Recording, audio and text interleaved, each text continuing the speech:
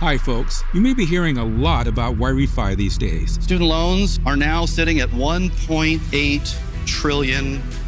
You need to talk to Refi. And they don't care what your credit score is. My partner and I created this company with the intention of taking it to help borrowers get out of debt. Refi is the only company in the country that does what we do. I think very highly Refi. We're all in with them. We invited God into our homes. We invite him into our company. We want to make it an incentive for you to want to work with Refi. We give these folks the dignity to pay back their debt. Please welcome the Chief Investment Officer and Managing Partner of Refi, Lane Schoenberger.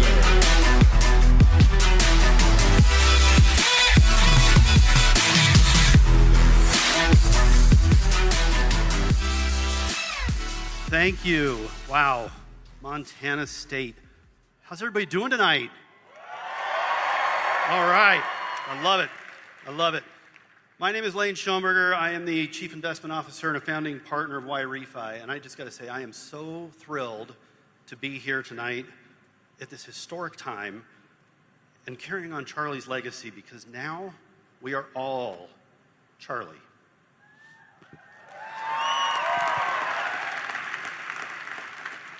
So we're here tonight, we're standing at a crossroads, and more than ever, it is crucial to have leaders who speak the truth boldly. We need to get back to our conservative values. We need to invite God back into our hearts, our homes, our schools, our businesses, our government. We need strong families and people who tell the truth and are willing to work hard for what they want. And that, I should say this, and so much more is what Charlie was all about. I think you can all agree with that, can't you? This is what he stood for, and the reason why Refi stands in solidarity with Turning Point and their mission. It's through powerful, thoughtful voices like Charlie Kirk and Turning Point that demonstrated a simple fact. He cared about you, and you, and you. He cared about all of you.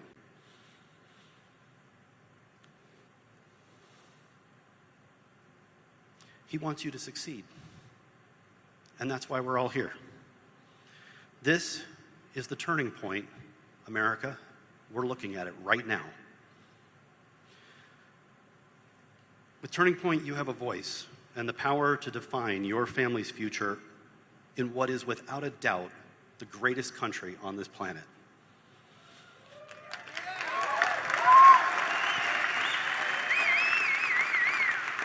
Turning Point is one of the most influential voices in the media today, and we at Refi fully support and the work they're doing, and will continue to fight alongside the patriot of Turning Point to save our country and our youth. As I mentioned earlier, we're standing at a crossroads. We have a decision to make. The question is, do we stand idly by doing nothing, or do we take action and address the problems that we have? Like Charlie at Refi, we understand that your future and ours are at stake. There are too many reasons to explain tonight why our country is drowning in debt, but I think we can all agree that the government is probably the culprit. When the government opens up its purse strings, the cost of goods and services goes up. It's basic economics. You're here at college learning about economics, right? That's how it works. So let's talk about one part of the problem. The problem that many in this room are facing, or if you're not facing it today, you will soon be facing it probably. It's student loan debt. So let me give you a quick statistic. In January of 2025, student loan debt in America was at $1.8 trillion. That's 45 million Americans that are in debt. Both federal and private loans. Most of that is federal, by the way. The only way to solve the student loan crisis is to get the government out of the lending business. Return the control to the private markets. And I'll just say, if history has taught us anything in this country, if you allow capitalism to address a problem, the solution will very quickly be found. So my partner and I, we founded Refi on the business because what we saw was millions of young people graduating with massive college debt, insurmountable student loan debt, with no clear path to repay it. In many cases, parents or grandparents selflessly co-sign these student loans driven by the simple desire to ensure that their child or grandchild received a college education with the hope of providing for their family and giving something more, secure future. Sadly, borrowers who fall behind in their payments or default have very few options. There's nothing out there. Many of the stories we hear about students are drowning in debt are heartbreaking. I've done a lot of those interviews, and I can tell you, they will tear you up. Parents and grandparents who co-signed the loan only to find out there was a problem when the collection calls started. It's tragic, and it creates a tremendous amount of strife in these families. So if you're paying back your loans and you're in good shape, God bless you. Keep doing it. Get out of debt quickly. Work towards getting that debt completely wiped away. On the other hand, if you find yourself in trouble, please take a moment and check out Refi. We're here to help you. We are not a traditional lender. We do not underwrite on FICO score. And we understand the borrower stories. We're simply looking for a way to, you're just simply looking for a way to pay back the debt with dignity. Well, we gave it to them. So currently, we only work with borrowers that have private student loans. Someday, maybe we'll have the opportunity to work with this administration and help them figure out the federal student loan problem. Cross your fingers and pray for that one. And then I'd like to end with this. If my partner and I believe in capitalism and the American dream, and because of that, in lieu of taking institutional capital to do what we do, we decided to invite accredited investors to invest and be a part of Refi. So I'm going to end on this.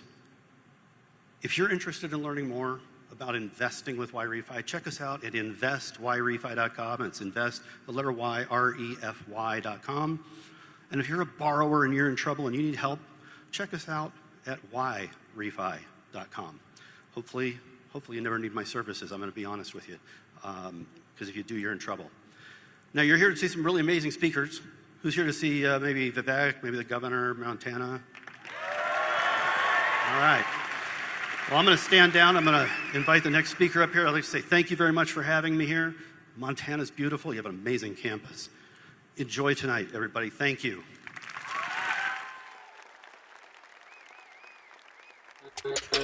Please welcome to the stage Chapter President of TPUSA, Montana State University, Eliana Nelson.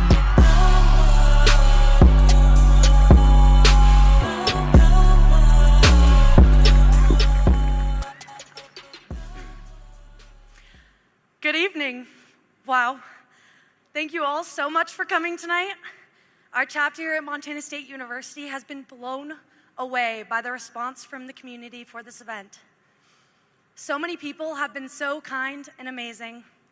We'd like to take a moment to thank security and law enforcement, not only for their amazing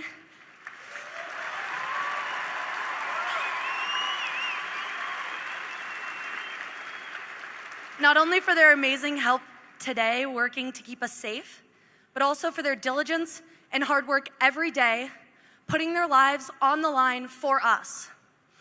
I could not continue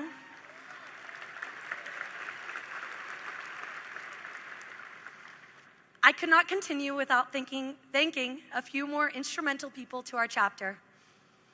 Thank you, TPUSA staff. You all have been there for us week in and week out. You have been so supportive of our chapter here and have helped us grow to what we are today. You're willing to work with us and support us in our ambitious goals. And most of all, thank you, Turning Point USA, for supporting our chapter and giving us the resources and training to pull off an event of this size. If you are interested in starting a chapter, please visit the Turning Point tables outside, the Get Involved tables, or go to tpusa.com/getinvolved. We would love to get you plugged in. Finally, we encourage you to attend our biggest event of the year, America Fest, this December in Phoenix, Arizona.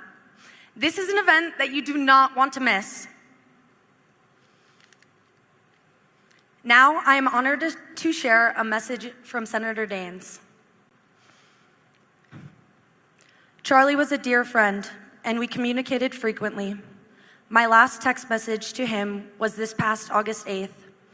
When I sent him a picture I took at the White House of the peace agreement signing ceremony with President Trump, the President of Azerbaijan, and Prime Minister of Armenia. Azerbaijan and Armenia have been in a war for 35 years. Charlie replied back with all caps, phenomenal. My last text to Charlie was Matthew 5:9. Blessed are the peacemakers. May we continue to honor Charlie's life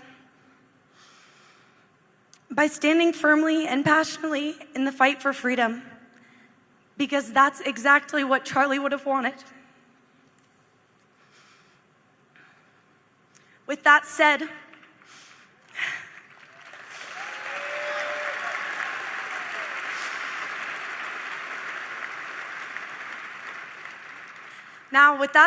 please join me in honoring Charlie Kirk by holding up the rally sign on your chair for a photo, and if you don't have a sign, yell and give us energy.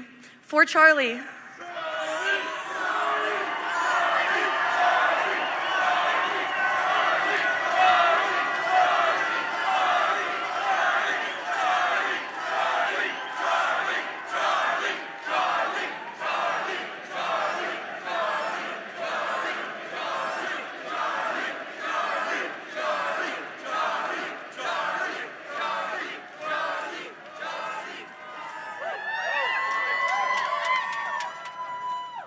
Thank you all for joining us, and we'll get started in a moment.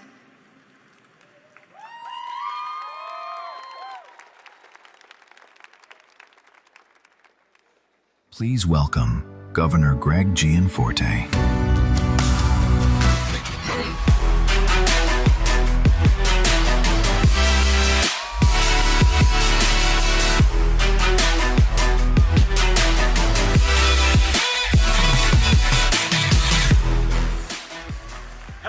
Montana.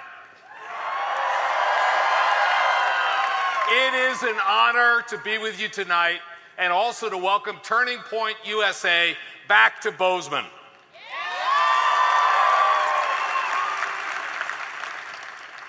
Please join me in prayer. Dear Lord, maker of the universe, perfect and good God, we recognize your sovereignty over our lives and all of life's circumstances. We are thankful for your provision and plan for each and every one of us. Lord, tonight we grieve the loss of our friend Charlie Kirk. We remember and lift up Erica, their children, and all the Turning Point staff. Please comfort them at this difficult time of mourning. Lord, we are thankful for each and every soul that is here with us tonight and those that are joining us online as we gather to celebrate and continue the great work of your servant, Charlie. Lord, we pray tonight that this tragedy could truly be a turning point for our nation. Turn us away from divisiveness, separation, and violence, and toward engagement, respectful dialogue, and reconciliation. Lord, help us to know you and your ways. You promise in your word that you will work all things together for good for those that love you and are called according to your purpose. We hang on that promise for your glory and our benefit. In the name of Jesus, amen. Well, it is great to join you tonight as we continue the mission that Charlie started a little over a decade ago. My wife, Susan, and I first met Charlie 13 years ago. He was 18 years old. We were grateful to get to know Charlie and host him in Montana and to our home many times. Charlie always was eager to come to Montana. One spring, Charlie and I spent 3 days together, just the two of us, hiking up in Highlight Canyon. Since his assassination, I have thought of that time and our friend often. Susan and I were honored to help provide financial support for Charlie during the early days of Turning Point. In fact, he told us once, a number of years ago, that Susan and I actually wrote him the second check that Turning Point ever received.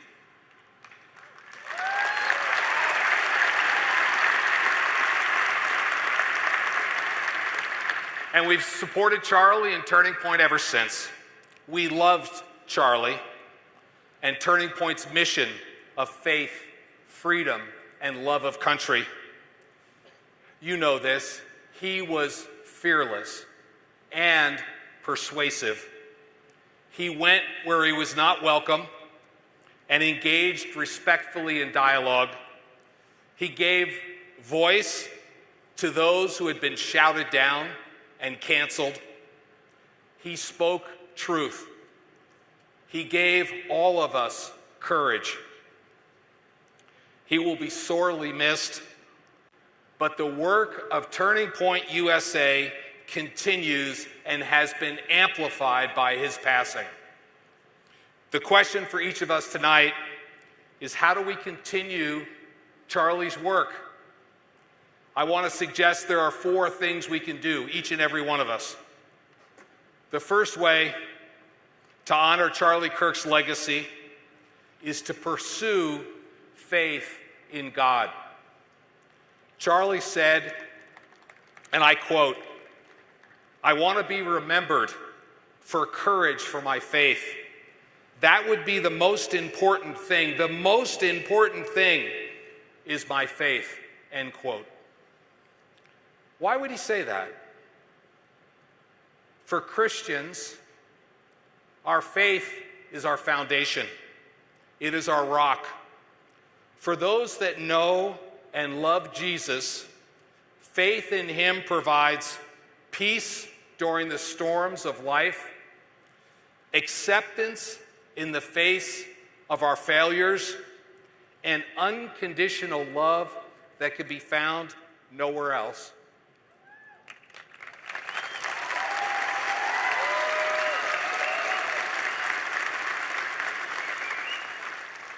Scripture says, I can do all things through Christ who strengthens me. As a young man, I have to say that was a hard lesson for me to learn. I thought I was in charge of my life. Boy, I was wrong. As I worked harder and harder to control the outcomes of my life, I got more and more frustrated. It was only when I accepted Christ that I realized the only things I can control are my attitude and my effort. The rest is in God's hands. Maybe you have felt or are feeling that same frustration that I felt. Jesus will take it away. Who here knows Jesus? Raise your hand. Praise God. Let me just say, if you did not raise your hand right now, one way you can honor Charlie is to seek out someone here in this audience who did raise their hand. Ask them all of your hard questions. Seek the truth. Search the Bible, and then do what Erica Kirk recommended when she first addressed the nation. Find a Bible-believing church and start attending. You'll be glad you did.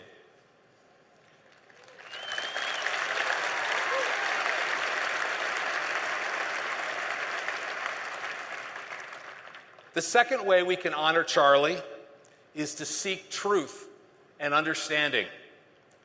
Charlie was not a college graduate. He educated himself, and frankly, better than most college graduates. He disciplined himself to learn economics, history, philosophy, theology. He read what the great minds had written. He studied the Bible, and then he challenged what he learned against the thoughts of others who disagreed with him in respectful debate. Charlie knew what many readers know. History tends to repeat itself. And if we want to chart a course for the future as leaders, and I see many future leaders down here in front, we have to understand the past. To honor Charlie, I invite you all to join the great conversation. About 20 years ago, I started a reading journal. It's just a spiral-bound notebook that I keep in my bedroom. And every time I finish a book, I write down the date, the title, and the author. I push myself to read at least 50 books per year, almost exclusively nonfiction. I find it stranger than fiction. As you read, authors reference other writers and works that have influenced them. Those are the threads of the great conversation. Follow them. You might ask, where should I start? That's easy. Charlie left us a list. Just Google Charlie Kirk's book recommendations. Start there and follow the threads. The third way we can honor Charlie is to fall in love, get married, and raise a family.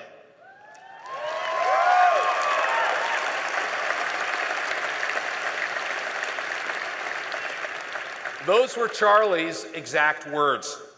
If you want purpose in your life, get married and raise a family. Few things in this life can bring more joy and fulfillment, much more than a successful career, which will fade away. Charlie loved Erica and his 2 young children. Staying married and raising a family is not easy. In fact, it's really, really hard. But few God-ordained institutions can bring more joy. Susan and I have been married for 37 years.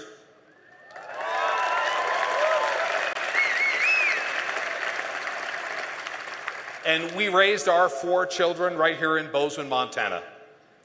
I could not have done what we have done together in business or public service without Susan at my side. She is my partner, my dearest friend, and I love her completely.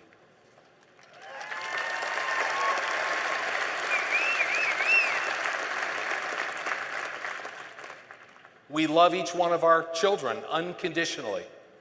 We pray for them every day. Take Charlie's advice and don't miss out on God's gift of marriage and family in your life.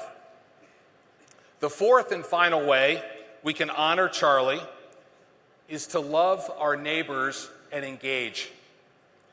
When we accept Christ as our Savior and we start to understand God's perspective from the Bible, we learn to see every human being as created in the image of God.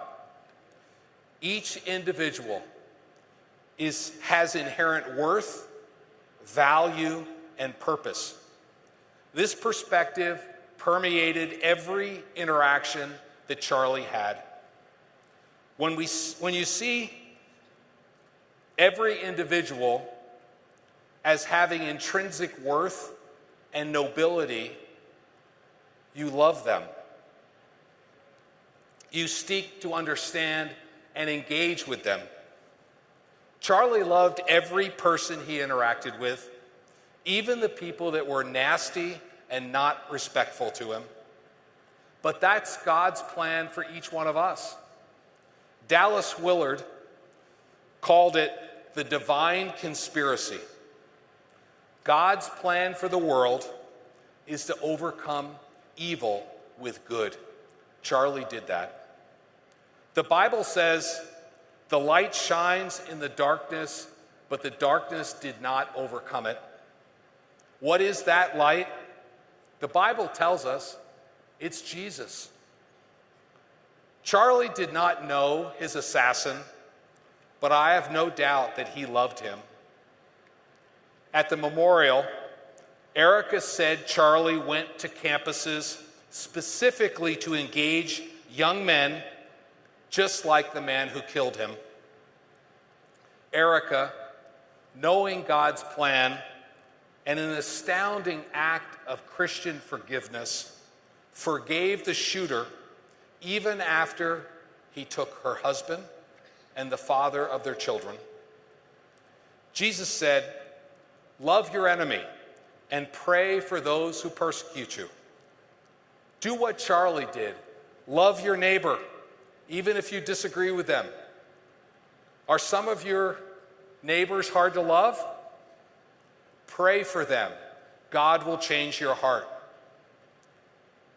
We must also engage face to face. We cannot and should not retreat into the dark corners of social media. Seek out people with different views. Engage them in respectful, in-person dialogue. Go get a coffee. Jordan Peterson said, "Go into every conversation expecting to learn something." I think that's good advice. I try and follow it in my own life. One other quick comment about social media. Don't get sucked in. It's very addictive. Charlie disconnected and turned off his cell phone at least one day a week, so it did not get an upper hand in his life. We should all do the same. My friend and fellow Governor Spencer Cox said it very well recently, and I quote, "Log off, turn off, go outside, touch grass, laugh with your friends, hug a family member, serve your neighbors. Remember, what happens online is not reality," end quote. That's another way we can honor Charlie.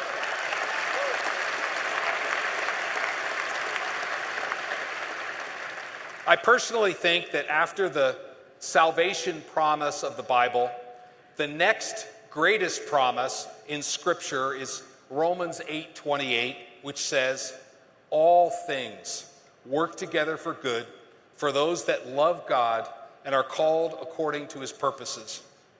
The word is clear. It says all things work together for good, even tragic, evil things. God promises to use them all for his glory and our good.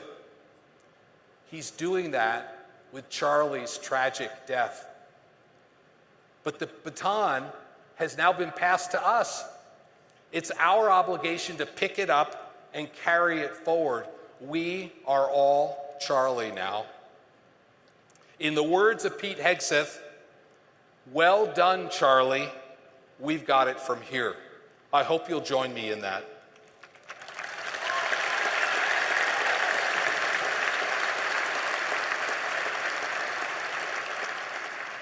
As I conclude, please join me again in prayer. Heavenly Father, thank you for Charlie Kirk and his work here on earth. Please give Erica the strength and wisdom she needs and surround her with people to support and uphold her. We pray for the Turning Point team and the tremendous opportunity in front of them. For each person within my hearing, to honor Charlie's life, I pray that we pursue you with vigor, seek truth and understanding in our lives, have the blessing of our own family, and love our neighbors as ourselves. And Lord, we pray, may your will be done on earth as it is in heaven. In the name of Jesus, amen. Thank you.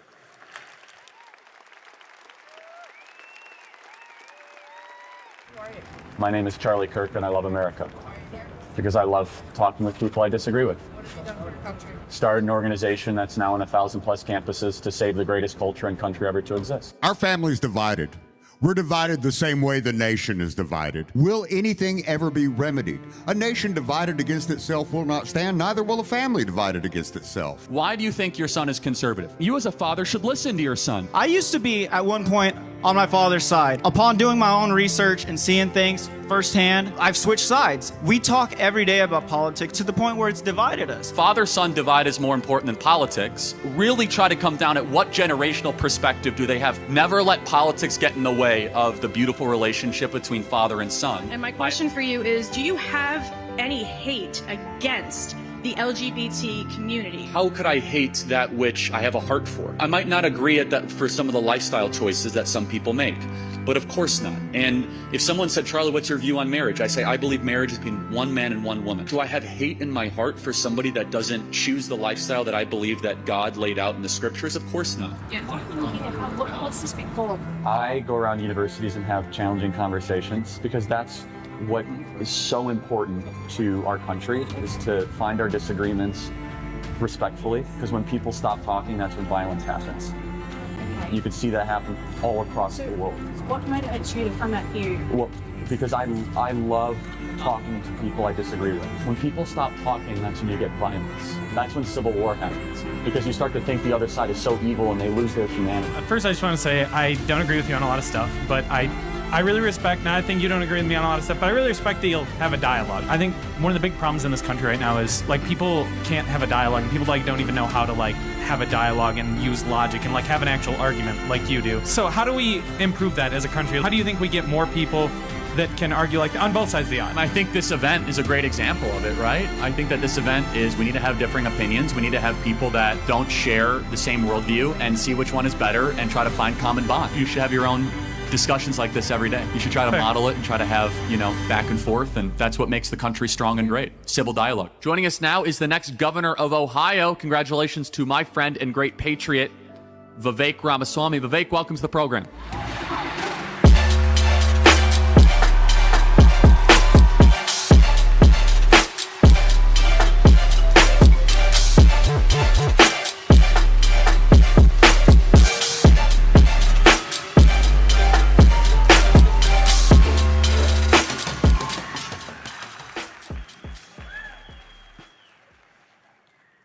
I love Montana. I love you guys. Thank you for the warm welcome. I love the state. It is one of the most beautiful places on planet Earth. I came here, I love this. I came here straight from a hike at Lava Lake. I think we bit off 6 miles, a little faster than we could chew, but we were here actually only a few months ago in June, enjoying the beautiful views of the mountains in Dillon, not far from where we are right now, with our friend Charlie Kirk, actually. He and I were there for an event together, and it is good, though in a much more emotional state, to come back to commemorate him. And I just want to say before we get started to Governor Gianforte, I know you did a great job. Really appreciate your warm welcome.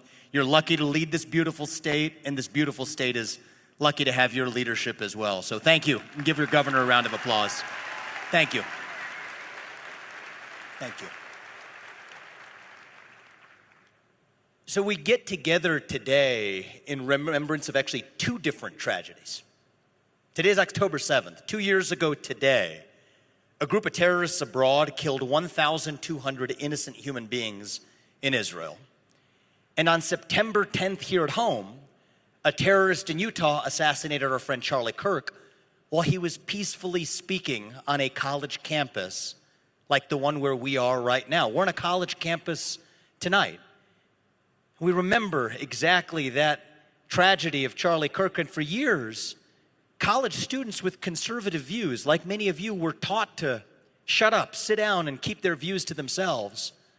But thanks to one man, I give this to one man above everybody else, thanks to one man over the last year, we reached a new dawn in this country. Young conservatives, like many of you, started to feel free to speak in the open again as proud Americans. You showed up at the ballot box last November in unprecedented droves to re-elect Donald Trump to his second term as U.S. president. You all did that. You made that happen. And yet it was less than a year after that victory that the man who inspired you to show up was assassinated in cold blood on the very first event of the campus tour that we're continuing here tonight. And just like October 7th, I worry that September 10th is going to represent a form of generational trauma that isn't going to heal easily. It's going to last for a long time to come.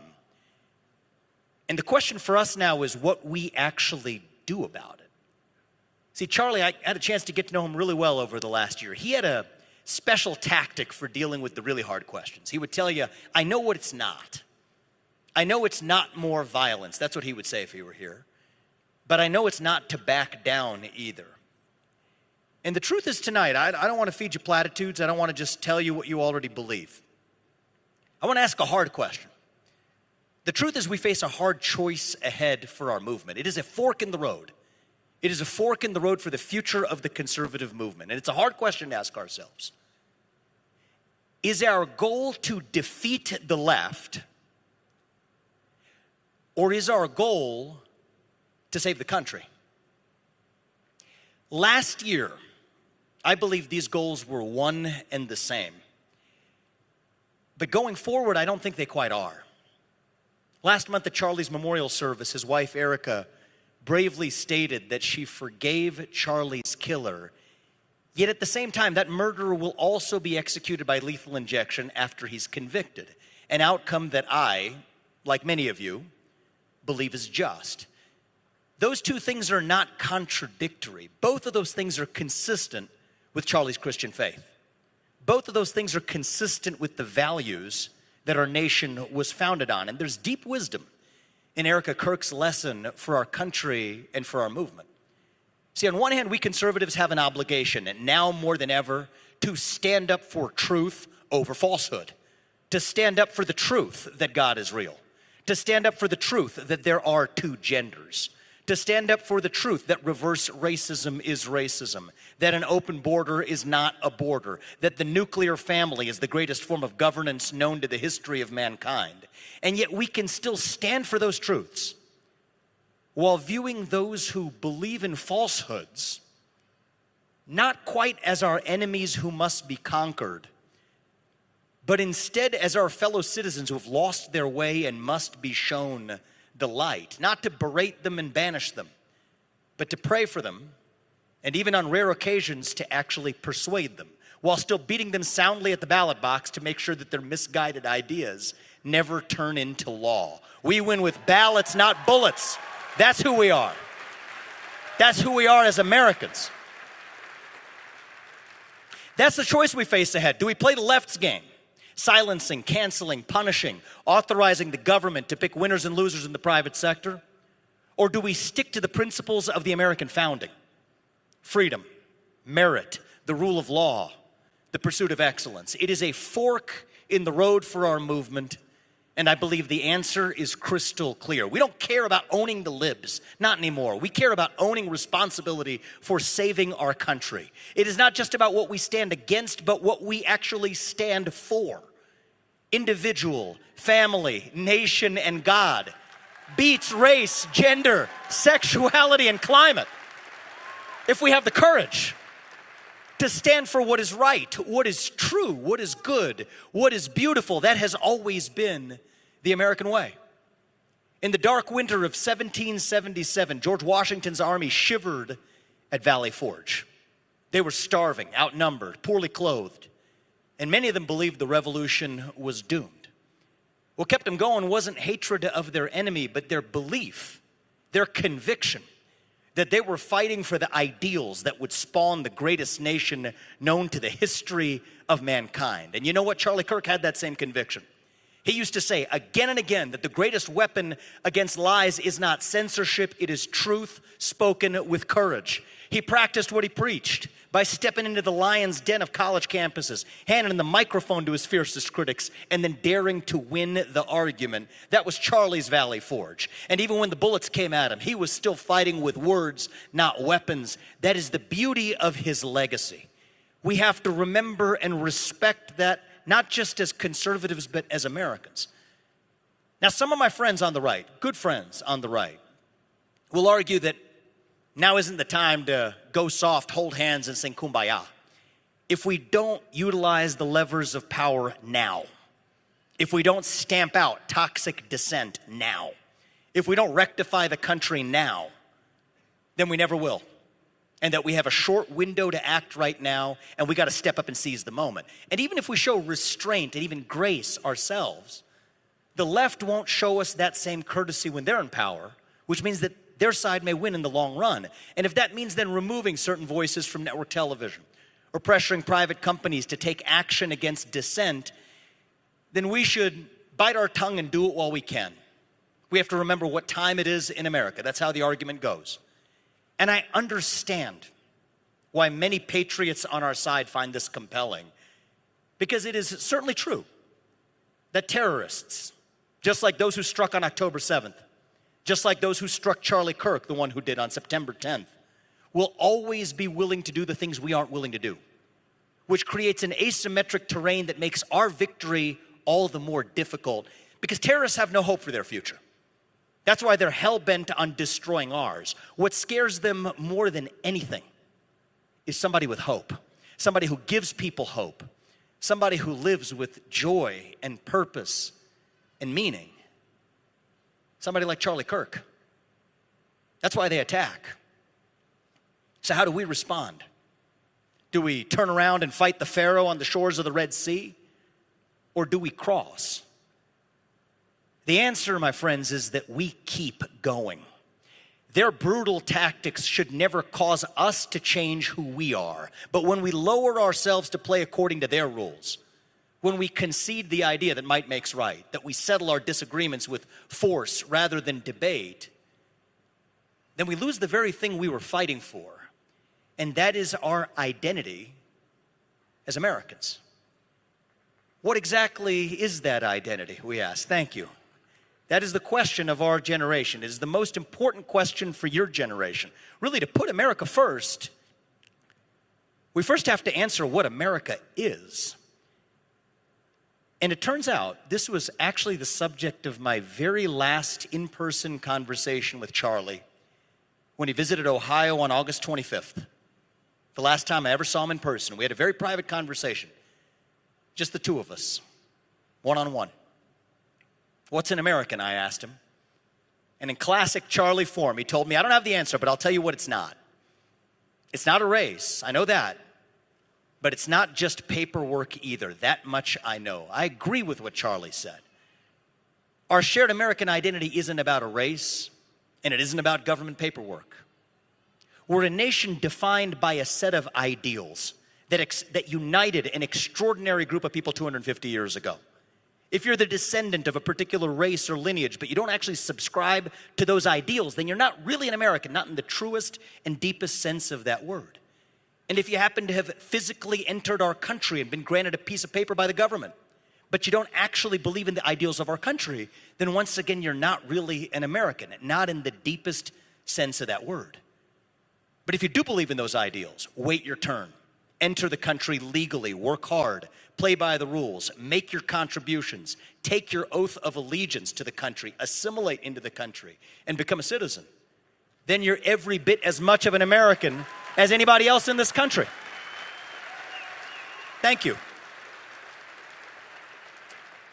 And you see, that is what makes America different from every other nation in human history. As Ronald Reagan once said, you can go to Italy, but you'll never be an Italian. You can move to Germany, but you would never be a German. You can live the rest of your life in China or Japan. You would never be Chinese or Japanese. Yet you can come from any one of those countries to the United States of America, and you can still be an American, so long as you pledge allegiance to the ideals enshrined in our flag. You work hard, make your contributions, play by the rules, pursue the American dream. It is called the American dream for a reason. There's no such thing as a Canadian dream.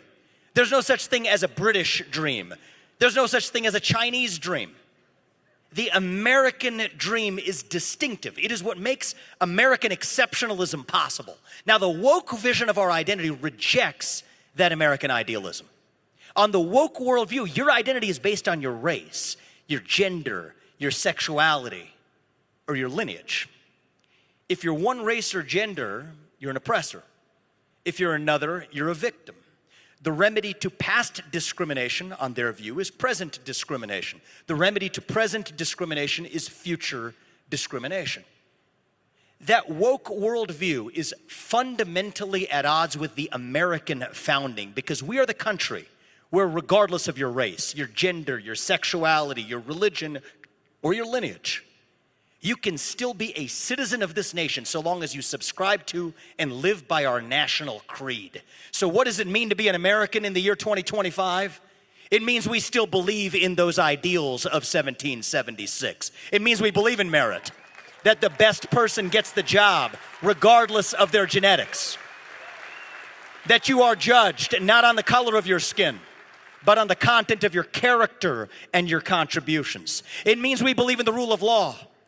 And I say this as the proud son of legal immigrants to the United States. That means your first act of entering this country cannot break the law. It means we believe in free speech and open debate without censorship. Whether you're Nick Fuentes or Alex Jones or Jimmy Kimmel, it means that words are not violence, that violence is violence, and violence is never an acceptable response to words. It's not just about our constitutional principles. Thank you. That's America. That's who we are.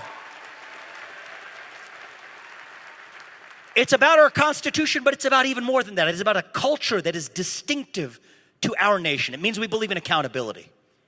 It means that we are courageous, that we're brave, even heroic, when called upon to serve our country, that we take bold risks.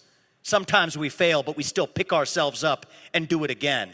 It means we don't view that hardship as the same thing as victimhood, because hardship from time to time is what teaches us who we really are. It means that we're ambitious to achieve the things that we were taught to believe were impossible, from landing on the moon to landing on Mars. It means that just like our founding fathers, we are deeply curious about the world that we inhabit, and that it is our manifest destiny to lead it, not for our own sake, but for the sake of history and posterity. It means that we believe the legacy of our founding fathers is immortal. It means that we believe the soul of the United States of America is immortal. It means we believe that America's purpose in the world is immortal, and that we have a moral mandate to preserve it. That is who we are as Americans. That was the spirit that Charlie Kirk tried to revive on college campuses, like the one where we convene tonight. That's what he fought for. And if we're being honest, we've lost our conviction in that American dream. And for Gen Z, I can understand why. Right now, it feels like the job market feels like an illusion to young college graduates who face a tough job market with debt on their shoulders. Home ownership feels like an illusion to young workers who feel like they've done their part, but still can't get ahead. Free speech feels like an illusion when you watch the people who share your viewpoints assassinated in cold blood for expressing them. I understand why many of you feel jaded. You elected Republicans, the side that I traveled across this country last year to campaign for, the side that Charlie Kirk traveled this country to campaign for last year, to deliver you an economic path back to success, a real path back to the American dream. And I'll be the first to say this. That is up to us to deliver to you. And if we fail now, we've got nobody left to blame but ourselves. I say that as somebody who's running for governor of my own home state of Ohio next year. That is the standard I want you to hold me to. We expect that. That's on us.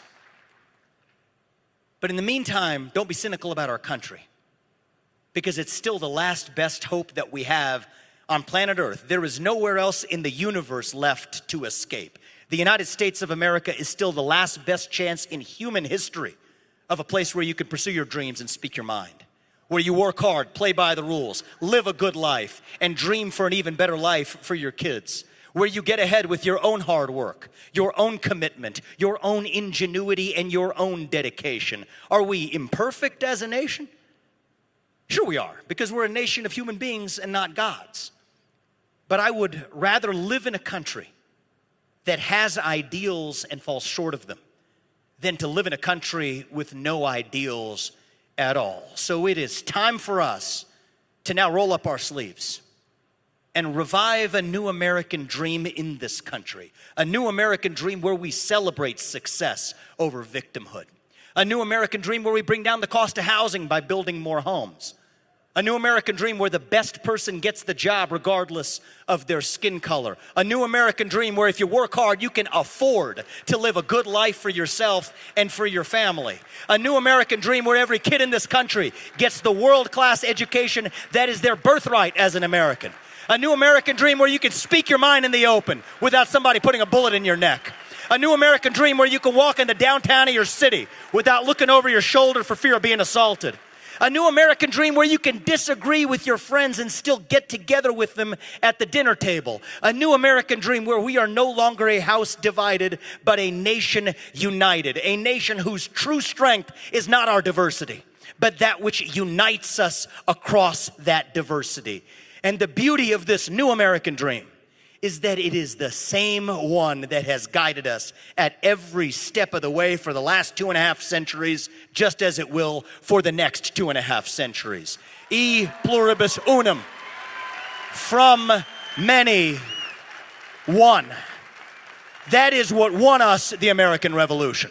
That is what reunited us after the Civil War. That is what won us 2 world wars and the Cold War. That is what still gives hope to the free world. And if we can revive that dream over group identity and victimhood and grievance, then nobody in the world, not a nation, not a corporation, not a virus, not a campus shooter is going to defeat us. That is what American exceptionalism is all about. That is who we are as Americans. Thank you for coming out tonight, guys. We love you. May God bless you and your families, and God bless our United States of America. Thank you, guys. God bless you.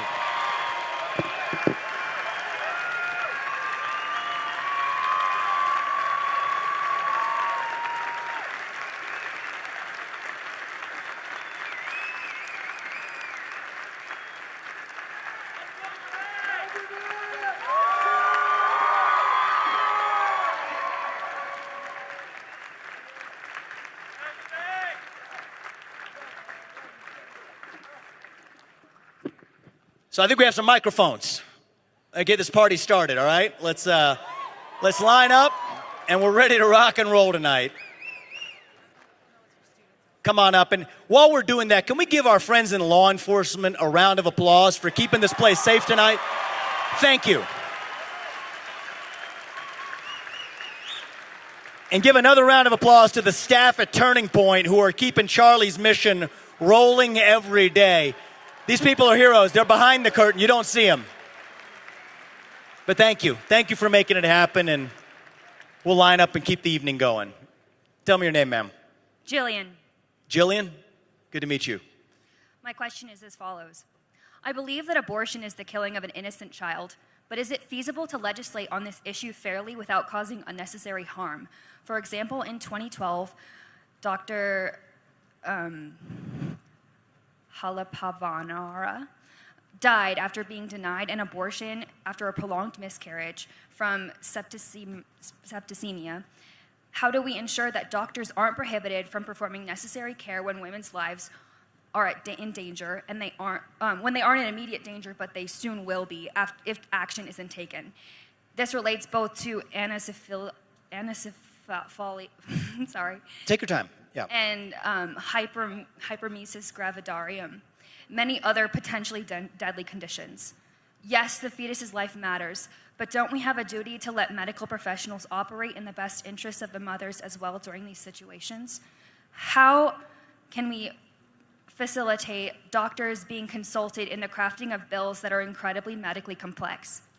So I want to thank you for your question. I will start with where we have firm agreement, that unborn life is life. We all agree on that, and I think that even those who think they don't agree, when they think about it, at least agree on that premise. Now, thanks to advances in modern medicine, it is exceedingly rare, like when I say exceedingly, not somewhat rare, exceedingly rare where there is a trade-off between the life of the mother and the fetus. There is a million other reasons why many abortions are performed each year. The idea that that ranks anywhere near a top or even prevalent reason isn't the case, thankfully, to the miracles of modern medicine, which you point out in the year 2025. that isn't really where the frontier of most abortions being committed are about. When we're pro-life, do we mean it womb to tomb? That's what I say. Absolutely. Every life, born and unborn, matters, and that's what we got to stand for. So do we want medical professionals to push the frontier of making sure that the life of the mother is fully respected in every instance of her getting medical care? Of course, and it's deeply personal to me, actually. Well, I'm a father of 2 sons, but my wife, one of the reasons she's not here is she's pregnant in the 2nd trimester with our first daughter, who we hope to welcome early next year. Thank you. So like your dad, I'll be a girl dad. But I would say that while that's a worthy discussion to have in a tiny sliver of cases, and we want to continue to advance the frontiers of modern medicine, I don't want to let that distract us from where the real abortion debate rests, which is elective abortion, which is a totally separate question from those rare, ultra-rare instances where you're talking about the life of the mother at risk, where we're on the same page, that is a top priority because all life is life that deserves respect. Thank you. I appreciate your question. Thank you. Hello. How you doing, man? Doing pretty good. I'd like to say thank you for being here because, we're in an era of political violence on campuses, and, it's bold to be here. Well, it takes 2 to say thanks to that, man, so thank you. Thank you for being here. What's your name? Ashton. Ashton. Yeah. So my question is in relation to Israel. Obviously we're in the wake of the October 7th attack 2 years ago, and I know that previously you had taken a stance against sending foreign aid to Israel. Correct me if I'm wrong. And I was wondering, do you still believe in that we should not fund them in their national defense and such? Yeah, so here's my perspective and I think I don't want to speak for Charlie per se, although he and I talked a lot about this issue, and I think we were in a relatively similar place where I love Israel, and I love the Jewish people, and one of the things I love about Israel is that it has created a country that is able, against all odds, to defend itself to the fullest. And what they need from true friends, isn't green pieces of paper so much as actual diplomatic support to be able to defend themselves. If somebody attacks the United States at our southern border, I sure as heck don't want any other country telling us what we can do in response. And I think that Israel, similarly, wants to be a nation where they get to determine what their natural defense to the invasion of their own borders is, too. So that's a technical question around piping and plumbing of dollars when that's not the real issue. Now, and this is all I'd like to say about this issue today, because there are certain days for political debate, and there are certain days for remembrance. Today's a day for remembrance. There was 1,200 some innocent people killed in cold blood at the act of Hamas 2 years ago that was subhuman, and that was wrong. And we're all united behind that. Whatever your foreign policy funding, technocratic, bifocal spectacle accounting debate might be, that's something we all agree on and we're rock solid on. And I also think the beauty of our country is that, look, we're a country where I've been frustrated with our government for the last half decade. You think about the 4 years under President Biden, I was proud to live in a country where I could criticize my government. Israel's a country which is a free country where they can criticize their government. And they're free to criticize America, and there's people from here who are free to criticize Israel. That's great, but at the end of the day, if we acknowledge that on this issue, if we can all just chill a little bit and acknowledge that what happened on October 7th was wrong, that nations ought to be able to determine how they actually defend themselves, and true allies support one another's right to do so, I think we found 80-90% common ground on an issue that's often, like the last one, on the issue of abortion, made out to be far more complicated than it needs to, and that's where I am on the question. So thank you, my man, all right? Can I mention one more thing? Why not? You mentioned allies and such. Would you say that Israel is an ally of us and that we are an ally of them? I would say yes. Even after the USS Liberty attacks and the Levant affair. So look, I like challenging questions. You know me. It sounds like from where we're at, and I believe. I said it before. I'll say it again. I believe it is the right of a U.S. citizen to be able to criticize the United States and to ask critical questions of any other country, just like it's the right of a citizen of another free country to ask tough questions of the United States. Today is a day for remembrance, and for the people who are, it's a heated issue. You can have politics all over within the right and the left on this issue. I just think today is a day where it would be a beautiful thing if we can all unite around the idea that 1,200 Israelis, innocent human beings, who died on this day, October 7th, 2 years ago were wrongly killed. Can we unite on that? Yes, 100%. If we can unite on that, then I think we made progress for today, and that's not to forestall all kinds of debates about public policy going forward. Thank you, my man, all right? I appreciate you being here. Thank you. Just 1 second. I'm just going to read it one-on-one off of this text that I got. Okay. Who sent you the text? It's our teacher at our school. I'm just asking on behalf of him. Fair enough. Okay.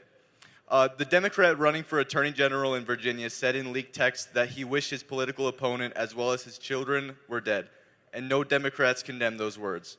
Today, a poll came out showing that 1 in 3 leftists say that physical violence is necessary to effect social change. Do you think that the nation can come back from this level of hatred the political left has for conservatives? We must. Whatever is necessary is always possible. So do I believe it's possible? I do. Yeah. But do we have work cut out for us ahead? Absolutely. The normalization of political violence is un-American in this country. It's unacceptable. And I think that one of the things I've noticed is no one on the right is going to manage to convince someone on the left, just as somebody on the left is probably going to have a hard time convincing someone on the right of the same thing although I personally believe the numbers are asymmetric in one direction.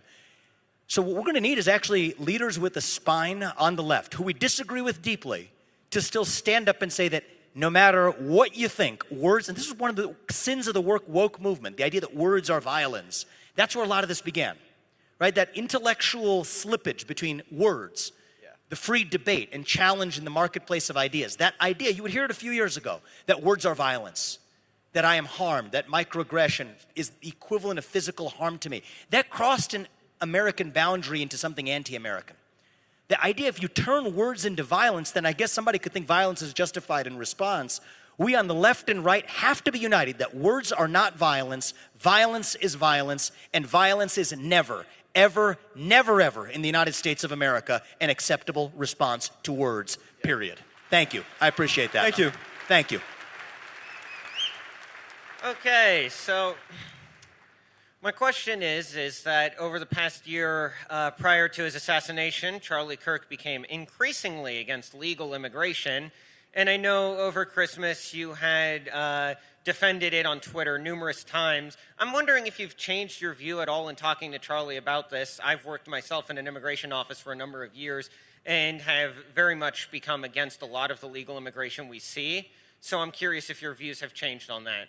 I would say my views have been pretty consistent over time, and they're consistent with what I reflected in my speech, which let's start with where we need to begin. I think, based on your question, I assume we would find alignment here, but I hope we do. We have double-digit numbers of millions of people who entered the country illegally. And my view is if you entered the country illegally, it is perfectly just for you to be returned to your country of origin. We haven't done that. So I agree. Let's do that first. Focus on that first. But and that would constitute something where we have still 10+ million numbers to go before we get to that question. Now, the separate question is, what should the legal immigration policy of the United States look like? Is the legal immigration policy of the United States right now serving the best interests of our country? No. I think the answer to that question is no. I agree with you. So what I favor and have long favored, and we got to have the courage to actually just stop bucking to, the last person who complained in your ear to actually speak truth, is we need a legal immigration system that accomplishes one thing. Does it serve the interests of the United States citizens who are already here? That should be the sole purpose. Now the question is we may disagree on exactly how we do it, but at least we're aligned on the goal. The goal of U.S. immigration policy is to serve the Americans who already reside here. Then we have a question of what a merit-based system looks like. Now, the White House took some steps recently to say that, people should have to pay more to be able to actually hire someone from another country.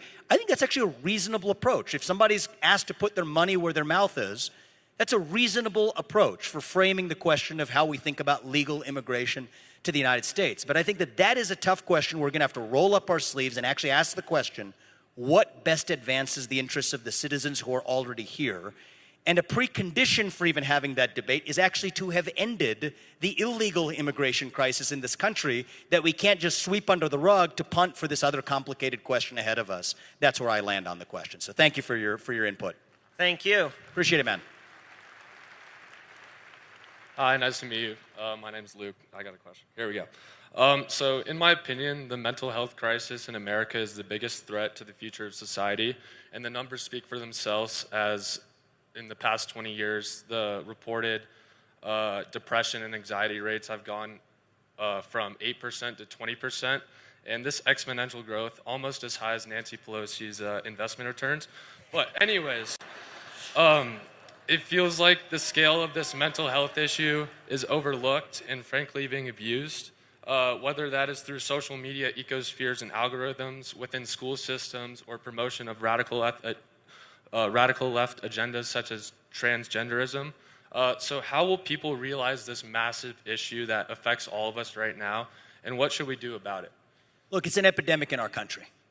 Depression, anxiety, fentanyl, suicide, all spreading like wildfire. And it's not an accident that happened over the same period that we see the rise of psychological and political poisons. Wokeism, transgenderism, climatism, COVIDism. These are symptoms, in my view, of a deeper void of purpose and meaning in our country, particularly amongst young people. I'm not young compared to you guys, but in my generation, millennials, we see it. In your generation, Gen Z, we see it. You have to fill that void with the real thing. So here's what I don't think is going to work. I don't think just symptomatic whack-a-mole is going to work. I think we have to fill that void, that black hole, with the real thing, with a vision of American national identity that runs so deep that it dilutes the poison to irrelevance, with the self-confidence that comes from having two parents in the home, in a stable nuclear family that gives a kid the foundation to believe they can jump higher when they do so from a stable foundation. The revival of faith in our country, mediated not through the government, but through our culture. Something that Charlie Kirk, I know, was very focused on as well. Filling that vacuum in the heart of every person. It was actually a French scientist who once said that, it's Pascal, Blaise Pascal, who said if you have a void a hole the size of God in your heart and God doesn't fill it, something else will instead. And so the way I look at it is faith, family, patriotism, start with just pick two. Okay, it can't be zero. That's where we're beginning. Now, where can public leaders, such as in government, make a difference? I think our schools are a good opportunity to start. Early detection in schools is a big opportunity. Use an education system that revives the self-confidence of our young people. Bring back physical education at a young age. Bring back the presidential fitness test, PE as early as kindergarten. Physical health and mental health are two sides of the same coin. Serve healthier food in the cafeterias. Revive civic education even in high school. I personally think we do that with some standards. I think every high school senior who graduates from a high school in this country should have to pass the same civics test that, frankly, every immigrant has to pass before that immigrant becomes a voting citizen. You got to know something about your country. To be proud of your country, to be proud of yourself. But I want to give you credit for putting your finger on the pulse of something that knows no partisan boundary. It's not about black or white or left, right, Democrat, Republican, urban, rural. What you described, the mental health epidemic, if you look at the numbers, it knows no demographic or partisan boundary. And we really want to fix the country. We're going to fill that vacuum in the heart of a generation. It's the job of leaders like myself, governors like those of us who are here, and leaders at every level, high and low, including all the way to including the household, to play their role in stepping up and reviving that missing sense of purpose in our country. And if we do that, I think the peak of this mental health epidemic will be behind us. Thank you. Thank you, my man. Appreciate it.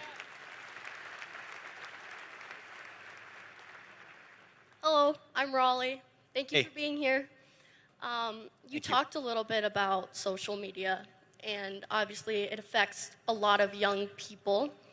And there was a friend of Charlie's, her name's Candace Owens, you probably know her. She's made a lot of videos, and a lot of people have watched these videos. And I was just wondering what your opinion was on some of the claims she's brought forward.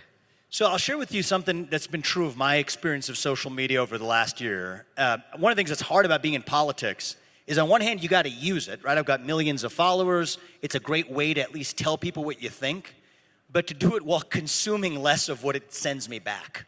So I would say over the last year, since I left the presidential race, one of my learnings is, you think about even the last question about mental health, you got to practice what you preach and set a model. I use it to send the messages I need to send, and I try to consume as little of it as I can back in a response. That's put me in a better place in my own life.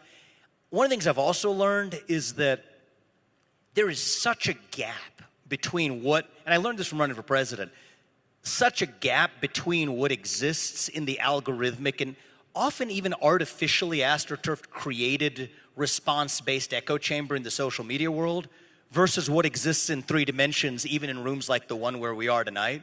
So one of the things I'm aiming to do is if somebody has a question for me and I want to have real dialogue in the real world, I'm going to come here and do it this way. It's a lot better this way. And so if somebody wants to ask me any question you want, anything's going to be fair game. But I think that getting into the rabbit hole of the minutiae of an online world that feels increasingly, I'm happy to say, in my life foreign to me, that's the way I'd actually like to keep it. So if somebody else has a question about what you said, I'll address it. But about addressing what's come up on the online echo chambers outside my scope of focus right now. Thank you. Thank you. Appreciate it. My name is Adam. I'm still in high school. I'm trying to finish high school up this year. But I'm wondering where can I start off where I could carry Charlie's legacy in Kalispell? Say that again. I just want to hear the question. I'm trying to carry Charlie's legacy in Kalispell, but I'm wondering where I could start and what are your tips for me? Sure. The first tip is, and Charlie embodied this better than probably anybody I know, when you are the only person in a room, say it's in your high school, say it's in a club you're a part of, say later it's an organization you join, when you're the only person in a room who believes what you do, you have an obligation to your country to stand up and say it. Say it with a spine. Say it with conviction. Say it with respect. And I think that that's one of the things, if you think about carrying on Charlie Kirk's legacy, I did so many of these events in college campuses across the country with him last year. We went to the University of Pittsburgh, we went to Georgia State, we went to University of North Carolina, others. And one of the things he would always say, and I enjoyed this, right? We were a good pair in this sense, is when somebody would come up to the mic, and even if it happens tonight, we'll say the same thing. It could be somebody, it's a predominantly conservative room, if I'm reading it correctly, but somebody from the left comes up, we don't sneer at them. We let them ask their question, and then we're going to address it directly head on. But we may say that the other side doesn't extend us that courtesy and response, and that's probably right. But we don't hold ourselves to their standards. We hold ourselves to our own standards. And if you want to carry on my friend's legacy, our friend's legacy, that's what you do. Hold yourself to your standards regardless of what the other side does. That's my best advice to you. Thank you, young man, all right? Good luck with high school. Good afternoon, sir. My name is Peyton. Good afternoon, sir. My name is Peyton Matonowitz. And Afternoon, man. It's like, yeah, I'm from Ohio. I'm 2 hours ahead. It's like nighttime for me. Good to see you, man.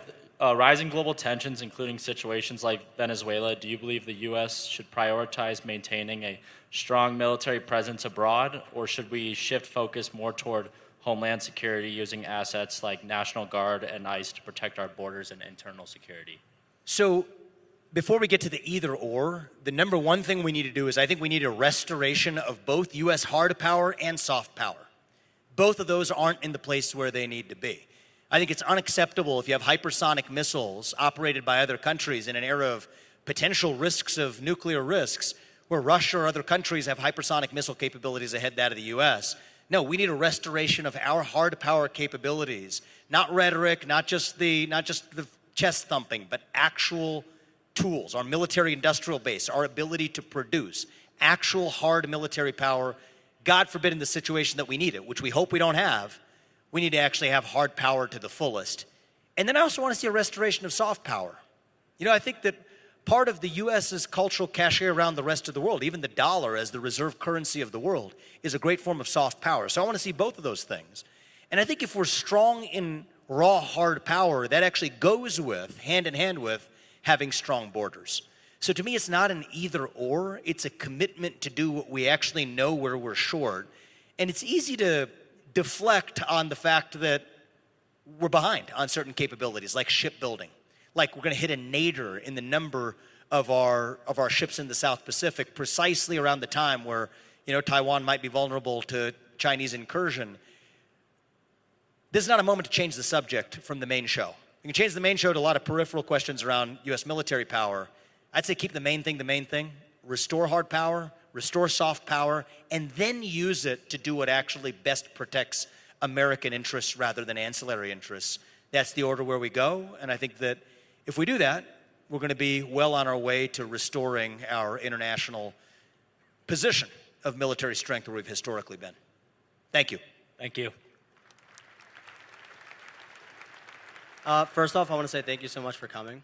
Thank you, man. In 2024, 2.2 million adults in the U.S. attempted suicide. Each year, the amount of attempts exponentially grows. Around 70% of these attempts are male. There's a stigma that makes a lot of men feel like they cannot talk about their feelings because it might make them quote-unquote weak. My question for you is, what message do you have for all the men out there that feel that their only option in life is to attempt suicide? You're putting your finger on a tough issue, but a real issue, and you think even about veterans. The rate of veteran suicide, for example, just one segment of the community is unacceptable. People have served our country. My message to those young men is there's a better way. Life is beautiful. Hardship is something we all encounter in our own ways, and it is not weak to open up and talk about it. It is actually a source of strength to be able to admit to yourself and then open up to the people around you. There are people around you who are rooting for your success in life who you may not even know exist. Maybe it's your parents, maybe it's a brother or sister, maybe it's a friend in class, maybe it's your spouse, but rely on the people around you who are rooting for you. Don't be afraid to stand up and actually talk about your struggle, but admit that that's actually true strength. And then find other ways to find your way out of the black hole that you might be in. I mean, I think that we live in a time where people have given up on the current job market. You can take up work yourself in your own way. I mean, start with your own home. Start with taking on activities that give you purpose. Go outside for a run. Touch some grass. There is so much in this short life that we're given that gives us meaning, that turning to just darkness and ending this great gift we've been given of our life isn't the right way to do it. Open up. That's not weakness. That's true strength. Take it from a man who considers himself to be strong in the same way. We all go through our struggles. But if you're able to talk about it, if you're able to rely on the community around you, and then you're able to find other things that give you real meaning in your life, even if it's outside of what your traditional job is, do it. Because we need you. The world needs you. The world is a better place with you here. God gives every one of you, every one of us, our own unique God-given gift, distinct from every other person in the world, actually. And partly the beauty of our country is that we're the place where you get to make the most of your own unique God-given gifts without anybody standing in your way. And so if you don't want to do it out of selfish indulgence, do it out of your moral duty. You have a moral duty to make use of the gifts that God gave you. Take the time to figure out what they are, put them to use, and we're behind you as you make the best of your attempt, all right? Thank you so much. Thank you, man. Appreciate it. Hello, my name's Owen. You talked about young people needing to not get discouraged by the job market and the things sort of stacked against them. What are some things that maybe you could do or people in power that you could advocate for that could help young people in this tough time for them? So there's so much we can do. I'll give you a few things that are really tangible in the here and now. Number one is the cost of housing feels way too expensive for young people because it is too expensive for many of those young people. How do you fix that housing price crisis in our country? Build more homes to bring down the cost of actual housing. The people stopping you from doing it are actually a lot of bureaucrats that exist, not even at just the federal level, but the state and local level, who have land use restrictions and say, well, I don't want those smaller homes built around where I am. Those land use restrictions are destroying our country because it's a double whammy. Not only are there fewer homes, there's fewer single-family or even two-bedroom homes that a young person might want as their starter home. That's number one, is the American dream is being crushed under a pile of red tape. We got to cut that red tape and do it with pride. That's on housing. Number two, I'll go to the other end of the spectrum for the long run, is we have an obligation as leaders to fix the educational achievement crisis in our country, and it is a crisis. All right? And a lot of people get upset when I say this. The reason they get upset is sometimes the truth hurts. But if you care about somebody, you give them the truth. If you care about yourself, you can tell them what they want to hear. I'm going to give you the truth. Right now, 75% of 8th graders in our country are not proficient in math at their age level. 70% of them aren't even proficient in English. You could debate how you cut the statistics, but even amongst some of the top regions in China, the average student is 4 full years ahead of the average student in the United States. That doesn't work for us. It's an uncomfortable message to hear. It's uncomfortable not because it's false, but because it's true. But we're not going to sit here and just watch that happen and throw our hands in the air. We're going to turn that ship around.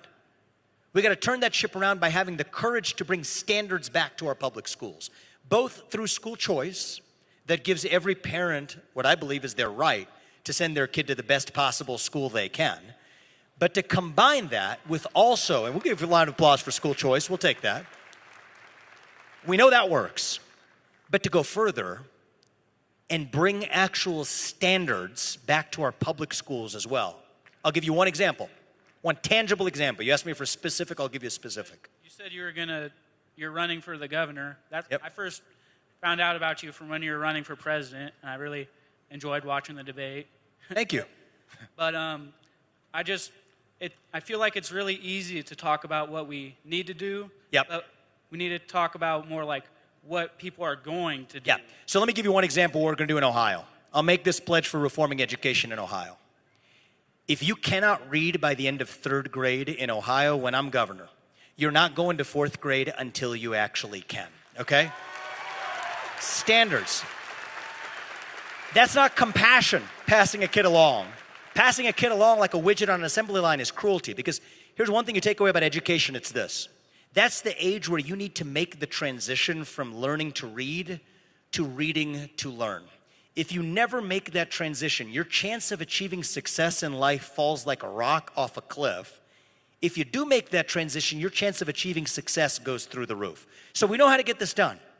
In fact, Mississippi, which was 49th out of 50 states in the country, is now in the top 10 in 4th grade literacy because they adopted the 3rd grade reading guarantee similar to what I'm describing. So this can be done. We put man on the moon, we can get this much done, and we owe it to your generation and the next one to do it. My skin in the game is, as I said, I'm raising two young boys, and God willing, early next year, a young daughter. We owe it to our kids and their generation. That's our duty to you, and what you say we're going to do that in Ohio and set a model for the country. Thank you, my man. Thank you. Appreciate it. Thank you. I have a personal question. That's allowed. So based on what the press says about your beliefs, you call yourself a Hindu, but you also call yourself Christian. I don't call myself Christian. I call myself a Hindu.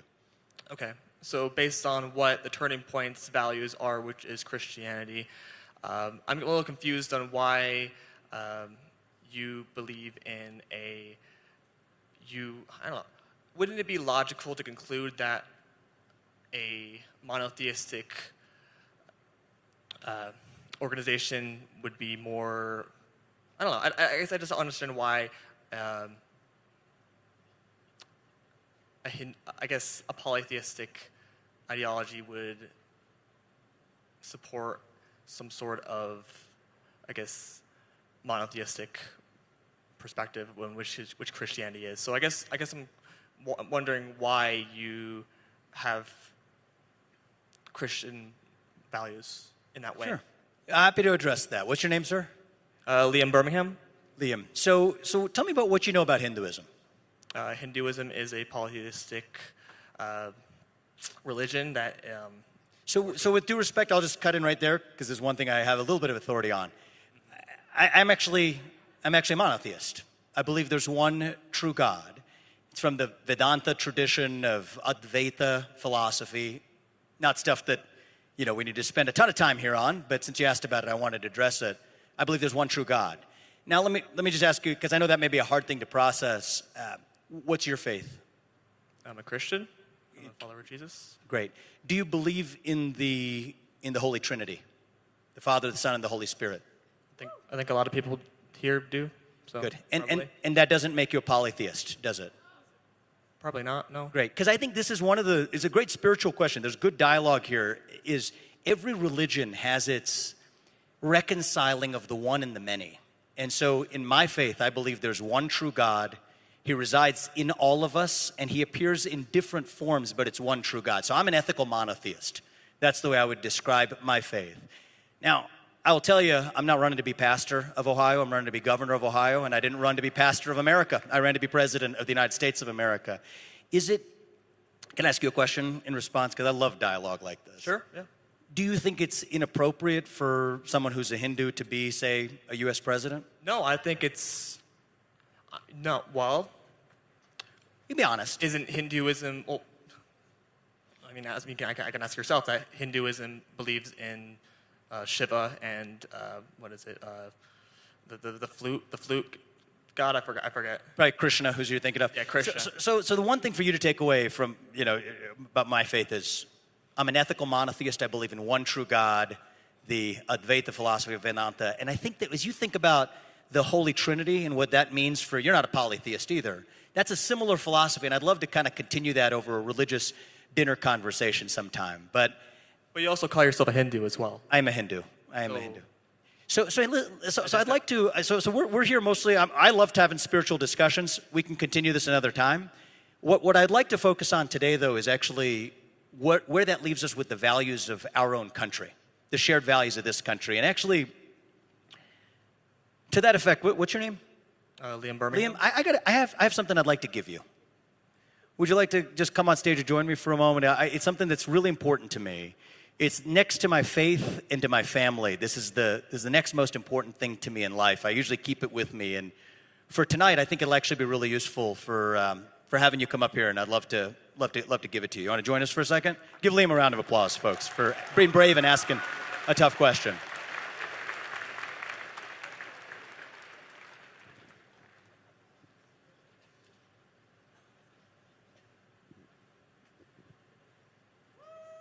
Thank you. Thank you, Liam. So what I'm about to give you is something that's actually near and dear to my heart. And when I think about our journey of leadership in this country, what matters more than the differences in our faith is our shared value set. And next to my faith and my family, this is the next most important thing to me. This is the Constitution of the United States of America. I'm going to give you my copy from today, and there's 7 articles in it. I'll ask you to just open it up real quick to Article 6, if you will, for a second. And I think it's actually, we talk about the Constitution a lot in our country, and I love that. One of the things I love about it is it actually makes sense to read the Constitution from time to time. It's a good thing to actually read. So we'll go to Article 6. There's 7 articles in it. And why don't you just read the part 3 to the audience? We'll make this our constitutional reading for the day. The senators and representatives before mentioned and the members of the several states legislators and all executives and judicial officers both in the United States and the several states shall be bound by oath or affirmation to support this Constitution, but no religious test shall ever be required as qualification to any office or public trust under the United States.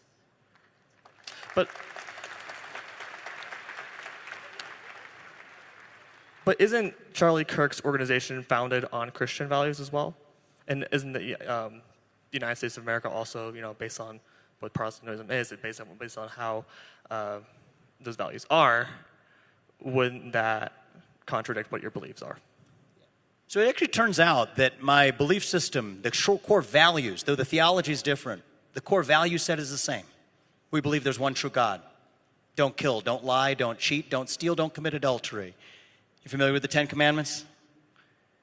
Yeah, so am I. And I think that one of the things that's the beauty of this country is that we're the country where, regardless of what your faith or your lineage is, if you subscribe to the ideals of our country, that's what makes us and brings us together as Americans. And Charlie and I ended up having a lot of discussions about faith.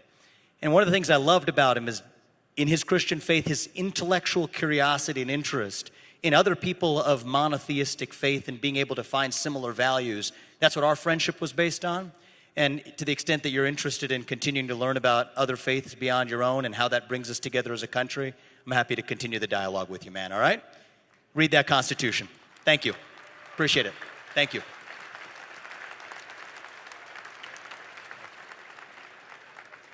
Hello, my name is Reagan Fruits, and my question is, in a world where the youth is constantly looked down upon or pushed to the side, as young people, how can we continue to rise up, be bold for our faith, be bold for our beliefs, even after being told that we are too young or do not have enough experience? Well, look, I think that young people have been kind of told this for time immemorial. Okay, it's like a tradition that every generation has to the next. I think there's one unique part about your next generation, and I think it's worth talking about tonight. One of the things that is going to be different for your generation, right? They said the same thing about millennials back in 2012. They don't work as hard, they're not as productive, and then what do you know? Life goes on every new generation. But what's different in your generation is we're entering an era of AI. We're entering an era of quantum computing and automation. And I worry about what that's going to mean for the future of Gen Z's ability to succeed in that era. So now if you have an older generation that's running the companies or whatever, but is able to say that, hey, who needs to hire a college grad when I've got the equivalent of a college grad who will work 100% of the time and I can train and align with my company's value sets called ChatGPT or Open Evidence or whatever you want to call it, whatever your favorite chatbot is, trained 5 years from now, that's where things could be going. This is a hard question that we're going to have to confront because that has real consequences for your generation. It's not just talk. So what I would like to see, right, and you could have a version of this at a state, you could have a version of it for the country. What I would like to see is for Gen Z to participate in the economic upside created by AI and automation and quantum computing, using the power of compound interest beginning at a young age. So this will shock you if you haven't thought about it before. It's counterintuitive. If you put $10,000 into just the S&P 500, even what it's done over the last 40 years, if it does that over the next 40 years, that would make you a millionaire by your 50s. So $10,000, I'm not saying it's not a lot of money, but there's only 3.7 million kids born in the country per year. That'd be 37 billion. That's a lot of money, but it's not a lot of money compared to $3 trillion that we're spending on Social Security, Medicare, and Medicaid, which, by the way, I worry aren't even going to exist for your generation by the time you age into it. Instead, to actually cut in the next generation into the increasing compounded return that we gain from those advances in technology, AI, automation. So what do we want for Gen Z? Part of it is what we need to do for you as leaders. And I think we as leaders need to cut Gen Z into the gains of American economic growth. Cut Gen Z into the gains accrued by American capitalism. Why is socialism more popular amongst young people than capitalism? Look, I'm not going to convert your generation by giving you a lecture about Friedrich von Hayek or Milton Friedman, but what we might actually convert you with is allowing you to be a capitalist and participate with real skin in the game. And that's a lot better of an alternative to then signing up and just receiving a government check of whatever, welfare, Medicaid, Social Security, Medicare in the future, where those programs might even run out of money. Instead, let's get the head start of getting the next generation invested in an era of improved American productivity, so we're rooting for the same thing. That gives people hope. That gives people a sense that you're not rooting for then how you divvy up a shrinking pie, but how do you actually grow the size of that pie? That's where we need to get to for your generation. And so, look, I could give you advice, but it would sound preachy. A lot of it comes down to when you face hardship, don't see yourself as a victim.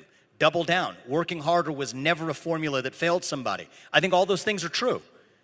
But now I'm the, over 40 guy talking to the next generation, sounding like every generation has in the past. Just because it's trite doesn't mean it's not true. It's trite because it is true.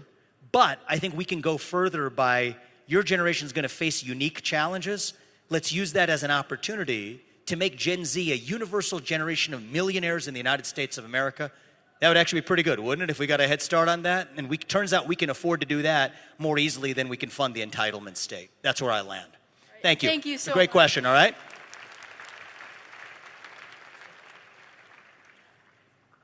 Hi there. Hi. What's your name? Whisper. Whisper. That's a good name. Thank you. I like that.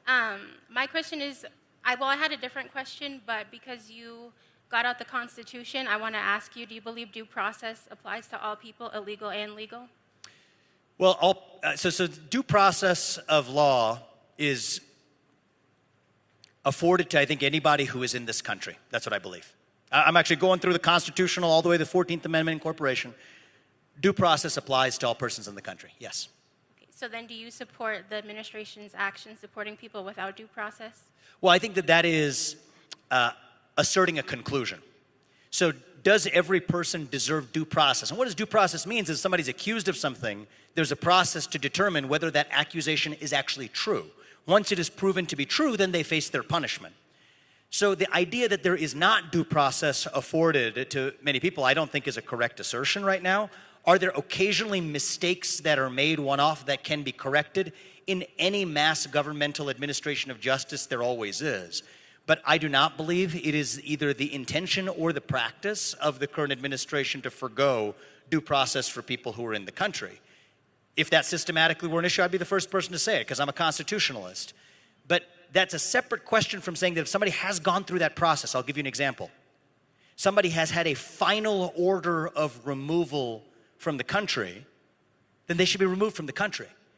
There was a man who was beheaded in Texas, in Dallas, about a month ago, by somebody who's in this country illegally, and we're not just saying they're here illegally, they had a final order of removal after going through all of that due process, and they still weren't removed. So what I don't want to do is to create a deflection of a fake debate when we actually have a real debate to have, which is how committed are we to removing people who have already had a final order of removal after going through due process. That's really where the political debate is, and I come down on the side is if you've gone through that process and had a final order of removal, you should be removed.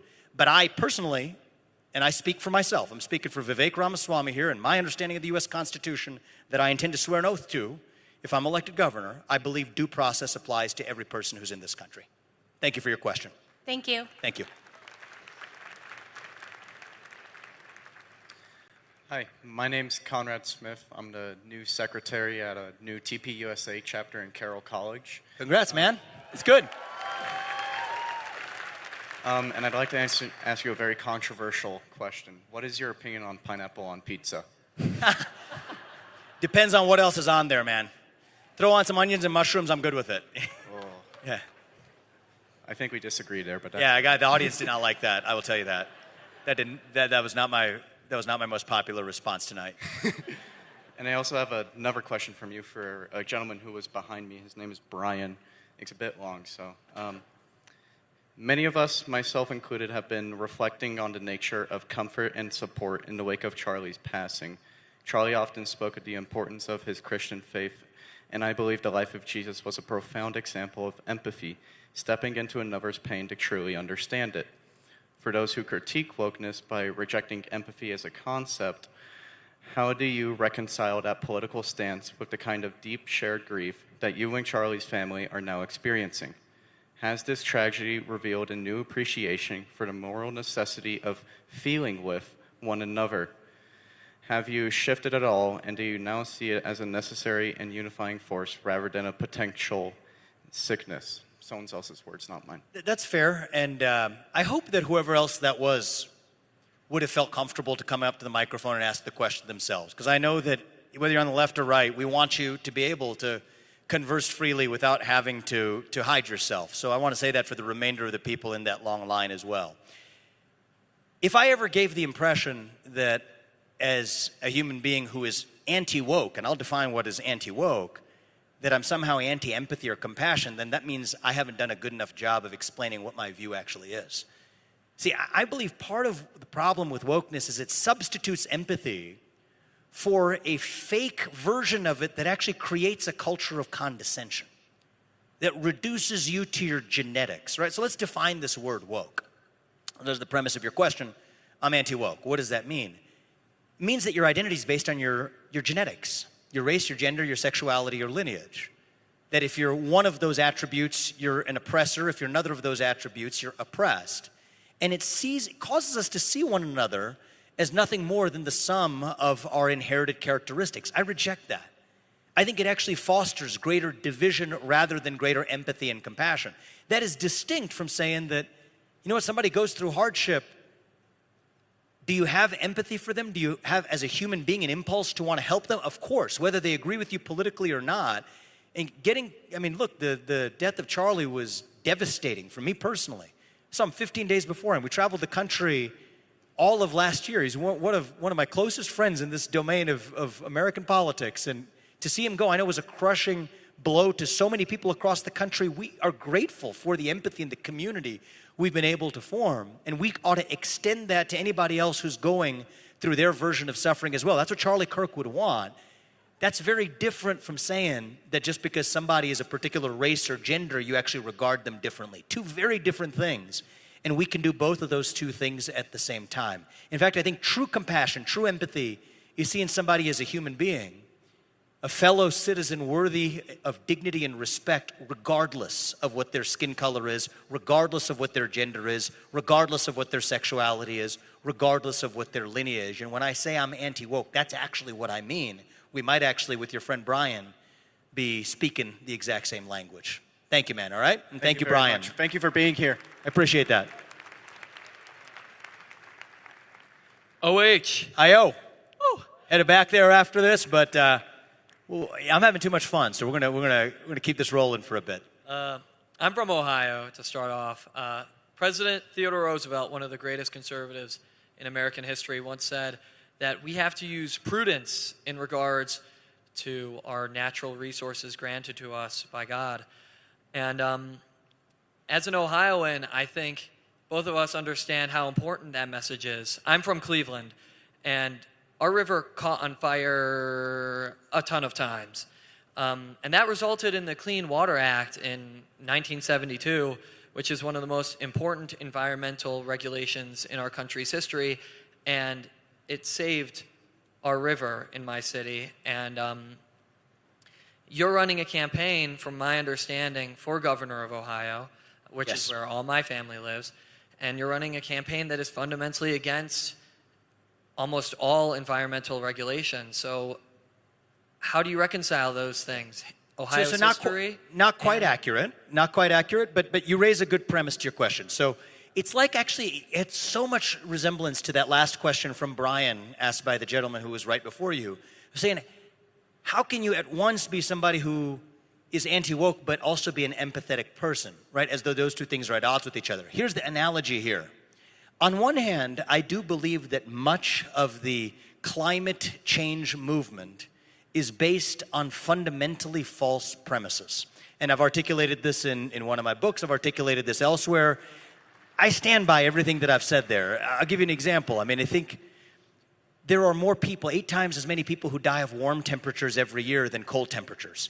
So let's just start with the question of whether incrementally rising global surface temperatures are net negative for humanity when you have more deaths from warm temperatures than cold temperatures. So I will admit that I've been pretty vehement on that set of issues. That is distinct from supporting clean air, clean water, a clean environment, even preserving. Think about the state where we are right now in Montana, preserving beautiful lakes, national parks. Think about, I mean, I'm a lover of nature. Every time I'm in Montana, every time this year it's been a day trip. I was in and out last time, didn't spend the night. I'm in and out today, I won't spend the night. I still get a hike in here, if not 2, right? We went to a lake earlier today, which is Lava Lake, right? Great hike, by the way. It's a fantastic. I've done that one so many times. Dude, Did you swim? Did you swim in the lake? So I would have if we didn't have to be here on time. They were already yelling at me for being late. It was 6 miles total before we got here. But my point is, I'm somebody who, in the tradition of Teddy Roosevelt, loves the natural beauty of our country, loves America the beautiful, believes it is our job as leaders of this country to preserve and protect that which is beautiful and great about our nation. But that is distinct from bowing at the altar of what's become this new kind of secular religion. I don't call it the climate religion, I call it the climate cult, because at least religions have withstood the test of time in a way that this one has not. Those are two distinct positions. And so just like the last question, I can believe both those things at the same time. For clean air, for clean water, for our national parks, for the preservation of American beauty, while also recognizing that actually in some ways the climate movement has been hostile to those environmental goals because it's usurped everything in service of this one set of quasi-religious, quasi-cultish beliefs. That's what I believe. So do you commit to protecting nature, water, our environment, Lake Erie, as governor of Ohio? Yes, and I'll give you one specific commitment. There's a program called H2 Ohio that looks after cleanliness of Lake Erie specifically. And I'll commit to you, I'm fully behind H2 Ohio, and I want to actually preserve the beauty of our lake to the north. We have a beautiful northern coast, and some of you from Montana can return the favor and visit us sometime as well. Yes, go to Lake Erie. Yeah, thank you, man. It's beautiful. Thank you, all right? Appreciate it. We'll take maybe just 4 or 5 more questions, then we'll wrap it up, all right? Okay. I think a big problem with the radical left and at the core of a lot of the culture issues we have today is truly a spiritual problem. One where we've lost many core facets for spiritual life, some of which include discernment, critical inquiry, and contemplative study. And in my opinion, people have therefore supplanted the self in place of God. They've lost a core of their belief system, and in the center of it, again, they've put themselves. I think this is such a deep wounding, and it's my thesis that having a God at the center doesn't necessarily make you a conservative, but we know that a strong theology breeds a good political life. And so I'm wondering, as an average person in our everyday lives, how you think we can help heal such a challenging wound. And do you see political leadership as an extension of spiritual leadership? I actually see both of them going hand in glove together in reviving a great country. I don't think you're going to save the country exclusively through politics. I think the revival of our culture and conviction of purpose and self-confidence, the full answer to that mental health epidemic we discussed earlier, is going to require a kind of spiritual revival in the country. I personally don't believe that that's limited to any one particular faith, but I believe that when we have more people of true faith in the country, that's a good thing that makes us stronger rather than weaker. And our job as leaders in the civic sphere of our lives isn't to create the environment for forcing that on anybody, because it doesn't work, but instead to at least speak to it and its importance, and that's something I'm committed to doing. So thank you very much, all right? I appreciate that question. Thank you. I'm getting the sign. We're taking a flight to Ohio, so they're waving me off, but we'll take the last 2 questions, actually. Thank you. Hi, my question starts with a statement, kind of. Earlier, going back to when you and Liam talked about the Trinity, part of the definition of the Trinity is that it isn't polytheist. So if the Trinity is polytheist, then it's not true according to Christianity. And I know some Christians do argue that the Trinity isn't biblical.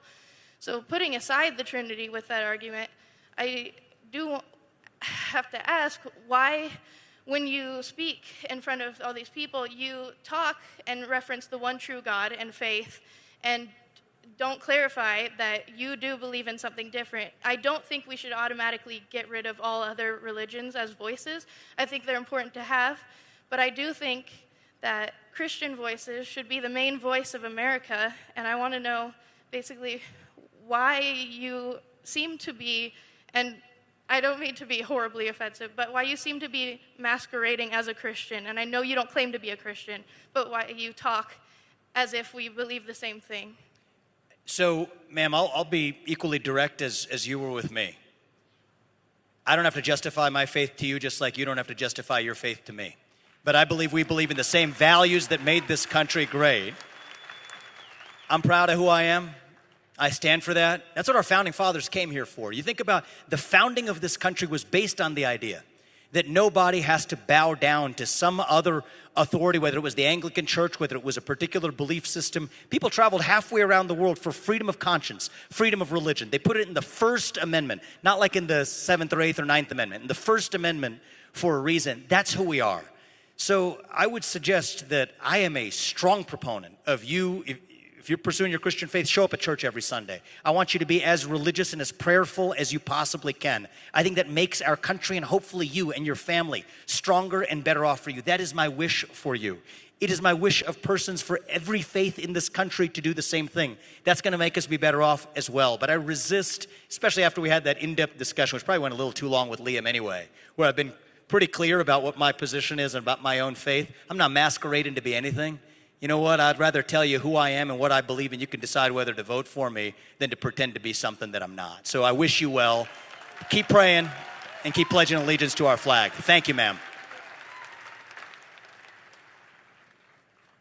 Hi, Vivek. You would profess to be a conservative, correct? I'm a proud conservative. If you are an Indian, a Hindu, coming from a different culture, different religion than those who founded this country, those who grew this country, built this country, made this country the beautiful thing that it is today, what are you conserving? You are bringing change. I'll be 100% honest with you. Christianity is the one truth. Jesus Christ is God, and there is no other God. He is part of the Holy Trinity, and any other God is a demon, and it's false. How can you represent the constituents of Ohio who are 64% Christian if you are not a part of that faith? Like I said, I'm not here to justify my faith to you any more than you are to me, but what I do share is the value set this country was founded on. And I think that it's really important that we not reinvent the founding of this country and what it was actually all about. The Founding Fathers, they had an opportunity to write a religious code just like most other nations in human history. All right, founded either on a monarch or a particular faith or a particular lineage. That's where most nations in human history are founded. Not America. We are the only country in the human history where there is a set of civic ideals that brought together a divided polyglot group of people 250 years ago, where freedom of conscience was a core belief set of our founding fathers, all the way to Thomas Jefferson. You know who he is? You know what document he signed? The Declaration of Independence. Yeah, and what was his belief system? He was a deist. He was a deist. Our third president, the man who signed this nation into existence, was a deist. Do you know who Benjamin Franklin is? Yes. Do you know what his belief system was? He was Quaker, yes. He was also a deist, similar to Thomas Jefferson. So what I think that we often do is we talk about U.S. history. I have a better suggestion. It's actually consider reading U.S. history. Consider studying U.S. history. Learn the founding of our country, and that's what made our founders, I believe, the most extraordinary people known to the history of man. We would do well to actually respect their legacy rather than to reinvent some sort of imitative version of every other nation in human history. That's not us. I'm sorry, that's what makes America great, and that's why I am proud to be an American. This is the country that I will die fighting for if I have to, because it stands for those ideals, and that's why we're here. Right, so keep praying and pledge allegiance to the flag, my friend. Thank you. Of course, Christ is king, but my response to that would be the same way that my church would let a practicing Hindu, a practicing Muslim, a practicing Jew come in and enter and worship with us on a Sunday morning. That person would not be allowed membership. And I'm not saying don't give other religions citizenship. I'm just saying you can have freedom of religion in an extremely religious environment. And that is what our founding fathers intended. If you look at the structure of our government, it is a replication, a mirror of the structure of Reformed churches in America in that time. Absolutely. I think our nation was founded on Judeo-Christian principles. The question is, what are those values? They're the values enshrined in the Ten Commandments. Do we share those values in common? You're darn right we do. And I think that people of most faiths across this country share those values in common. What we're failing to do is actually standing for those values in the government that as it actually runs. And so, what I suggest is study U.S. history, study what made the country great. And if you think Thomas Jefferson or Benjamin Franklin were not eligible to be founders or leaders of the country because they were deists, then you and I respectfully have a difference of opinion. And yet the beauty of our country is we're still able to have that difference of opinion and still call ourselves fellow citizens. Thank you, my friend, all right? Thank you very much, Vivek. Have a great rest of your day. God bless you. Christ is king. Thank you, my man, all right? Keep praying. Thank you. Last question. We'll give you the final word, ma'am. Oh, no, that was our last one. I'll close on this, guys. I want to just say this was a great evening with you guys. I love this because this is what our country was made for. Open dialogue, debate, discussion. Disagree with your friend. If I ask you to do one thing when you leave here over the next week is find somebody who actually disagrees with you, get dinner with them, and then find where you're actually able to persuade one another of what's actually true about the future of our country. That's the Ohio I grew up in. That's the America that I grew up in, and I believe that is the America that we still can create together. That's what Charlie Kirk worked to create with the Turning Point chapters that he has spawned across this country. We have an opportunity and I think an obligation to carry on that legacy. Last year was a year where we rightly said, fight, fight, fight.